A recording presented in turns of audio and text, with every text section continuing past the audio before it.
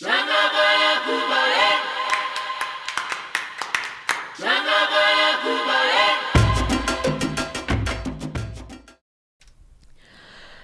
this brings us to the initial period, so 4000 to 2800 BP.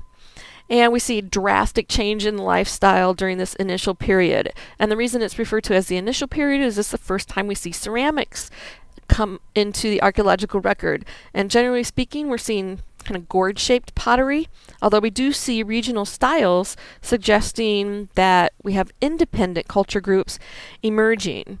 And each of these groups was probably centered around one of these ceremonial centers like Cerro Cheychin, which we're going to talk about in just a couple of minutes. The other things that are occurring during this time frame is increasing populations in the region. We see the emergence of maize cultivation in the highlands, and then by the end of this period we see it down in the lowlands also. And maize becomes a pretty important crop, not just for food, but for a drink that is made out of it, and that's called chicha. And chicha was used for all different kinds of ceremonies. You can still get it today in some of the cultures living up in the highlands. So maize beer, chicha. We do start to see during this time frame not a total abandonment of the fishing villages, but we do see more of a population move into the uplands for agriculture and herding. Agriculture primarily of root crops, but again, we do start to see maize introduced during this time frame. And what's important about this upland area is that you can actually plant more than one crop per year. Simple irrigation was probably being used during this time frame, probably not showing up until close to the end of this particular time frame. We also see weaving instead of that hand knotting of cloth. So two groups kind of emerged during this initial period. We have the coastal fishers and we have the upland farmers. Again, not sure why we see this shift to agriculture. There are a couple of kind of leading hypotheses. And one is that the early leaders that emerged during the pre-ceramic with the cargo system and the ability to at least direct monumental architecture building, these early leaders emerged because of this monumental architecture construction and then used what little power they had to get people to build irrigation canals. And now they then have control over that water and the crops, so they've got the best productive farmland, and that might have been why we see kind of this primary shift to agriculture, and also would increase the social complexity of the group. The other hypothesis is climate change. So ice cores indicate that there was a global dry period around this time, so it might have been that they needed to build irrigation works just to make sure they had the plants that they needed to eat. So the drought driving people up into the highlands to look for plant foods and just kind of leading to the production of their own and artificial irrigation.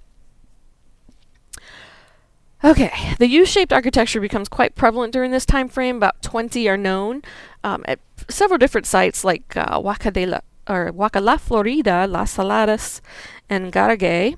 And also at Garagay, we find evidence of the ritual use of hallucinogens. So we see small figures that have spines of the San Pedro cactus tied to it, and we know that the San Pedro cactus actually does have hallucinogenic properties, so it could be that we're starting to see at least archaeological evidence of the use of hallucinogens. We see an escalation in the building of civic ceremonial areas. There is some indication of conflict or at least warlike themes. So at Cerro Cheychin, we have these bas-relief carvings. You can see an example over here. So they often have men with clubs, and sometimes they're walking among dismembered human bodies. We do find a few trophy heads also. But what's interesting is we don't find defensive work, so you kind of have these conflicting data.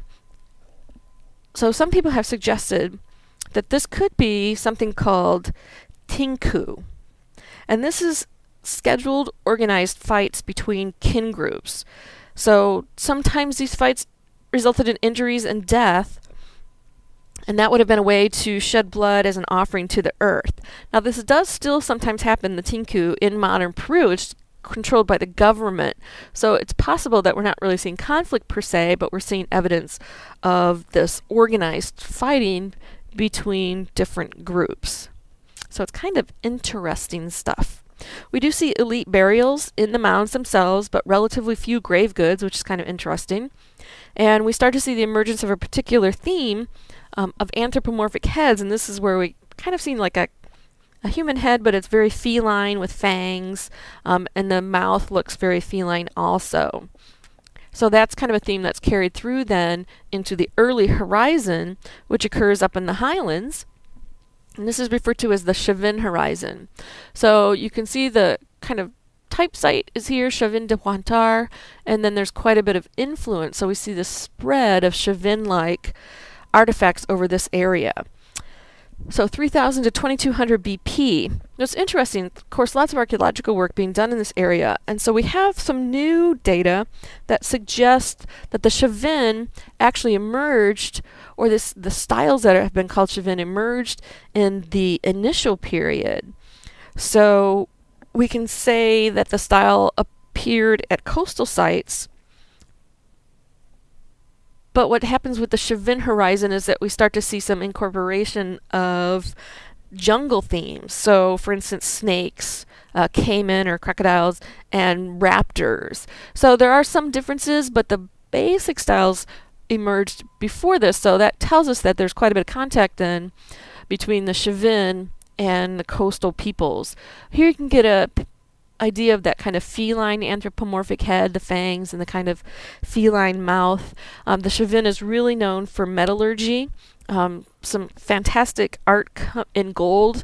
Here's just a little example of one of their objects, but they made a lot of ear spools, nose ornaments, plaques, crowns, not just gold being used, but copper and silver, a lot of weaving. We even have painted textiles at this time, so you can kind of think like batik kind of textiles. See a lot of stoneworking, and we see a lot of interesting pottery. So here you can actually see like a little jaguar and these interesting handled pots. And this becomes a very distinctive style for South America.